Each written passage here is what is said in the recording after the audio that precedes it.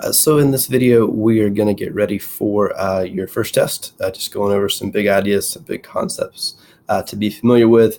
Now, your test won't look exactly like these questions, but these questions give you a good idea of the topics you should be familiar with going into test one. So jumping right in, number one, what type of data, either numerical or categorical, associated with each display? So starting with a histogram, that is for numerical data. A box plot is for numerical data as well, data that's typically skewed. With a two-way table, you're going to use categorical variable there, typically two categorical variables that may be related. Your line graph is for a numerical variable. Pie chart is categorical. Dot plot is numerical. Bar chart and Pareto chart are both categorical. Remember, a Pareto chart is a bar graph that's been organized, the tallest bar first, down to the shortest bar last, and descending in the middle there. So be familiar with the types of data that you can put into these graphs so you can decide which would be best. Moving to number 2 and number 3, these are similar questions. It says, describe the variation of the set numerically. Choose the correct measure of spread. Well, there are two measures of spread. You've got the standard deviation and you've got the IQR. When your data set is symmetric, you go with the standard deviation as your measure of spread or your measure of variation. And when your data set is skewed, you'll go with your IQR as the measure of spread. So if I look at the numbers in set 2, I've got 16 right in the middle. The numbers to the right of that, 3 18s and 2 19s, are just as clustered as the left-hand side, those 3 14s and those 2 13s. So I'm going to find the standard deviation for this data set. And my preference is to use my calculator. So I'm going to hit Stat and Edit. I've got some data in L1 that I need to get rid of, so I'll hit Up and Clear and Enter to get rid of those numbers. And then I'll just enter in my data set. So 13, 13 again, all the way through.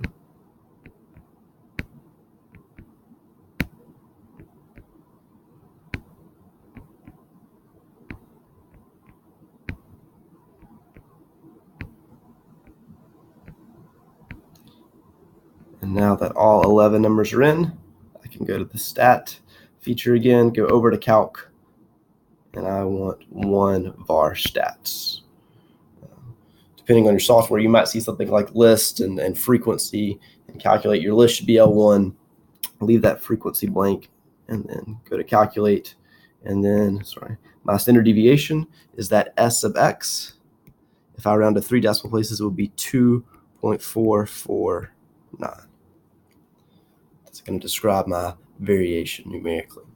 And number 3, this data set has a 25 right in the middle. There are 5 numbers to the left of 25. There are 5 numbers to the right of 25. If I look at the left-hand side, 4, 5, 6, 8, and 12. Those numbers are pretty close together, fairly clustered.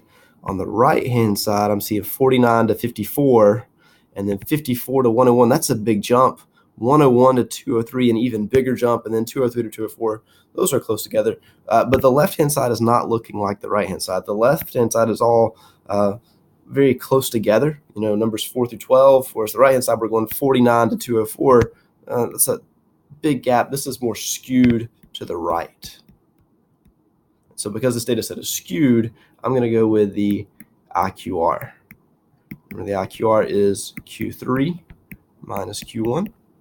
You could find that by hand. I'll go to my calculator again. So I'll go Stat and Edit. Once again, I'll get my data in there, Up, Clear, and Enter. We'll get rid of my numbers from number 2, and I'll just enter in this new data set. So 4, 5, 6, all the way through.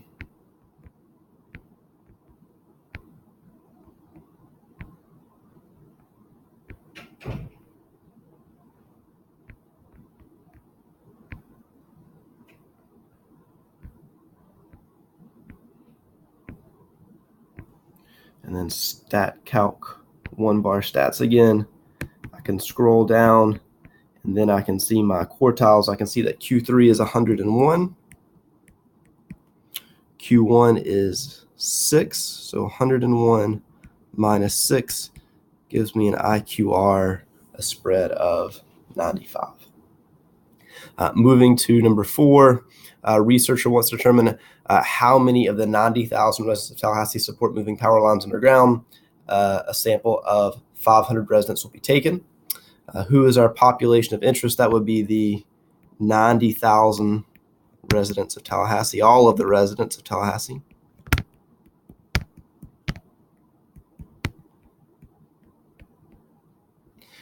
In part B, we want to know, would 500 residents in one neighborhood be representative of the population? And that answer is no. It's 500 residents, which is a pretty good sample size, but it's just in one neighborhood. We want a good, solid, random sample to get a representative sample. By pulling randomly from all over the city, we're going to get people from all different neighborhoods, and we're going to get all different opinions. But if we go to just one neighborhood, we might just get a similar opinion from each resident because of their power line situation. So I would want to get a random sample in order to make this happen. And then would the data produce a statistic or a parameter? So there's no way we can talk to all 90,000 residents of Tallahassee, that population. Instead, we'll go to our sample of 500 residents to get our data, and a sample will produce a statistic. If we were able to talk to every single person in the population, then our data would produce a parameter. Moving to the next page, number 5 here, says the length of fish in a pond follows a distribution that is approximately normal. The mean is 18 inches. The standard deviation is 3 inches. What percentage of fish are greater than 15 inches? And hint, use the empirical rule. So just a rough sketch is going to help me out here. So it's normal. It's that bell-shaped curve. My mean in the middle is 18. That's given to me right here. That's my measure of center. My standard deviation, my measure of spread is 3. So I'll go up to 21, then to 24, then to 27, and then subtract 3. So 15, 12, and 9. I want to know what percentage of fish are greater than 15 inches. 15 is right here, and I'm looking above that. So this is the section of the curve that I'm examining all the way up. So what I do know is, since 18 is the center and this is a symmetric distribution, that this is automatically 50% of my distribution. I just figure out, well, what percentage is in here? So remember, by the empirical rule, if you go up a standard deviation and down a standard deviation, in between there should be 68%, which means that this piece over here would be 34%, right? If this is 34 here and this is 34 here, that would give me that total of 68.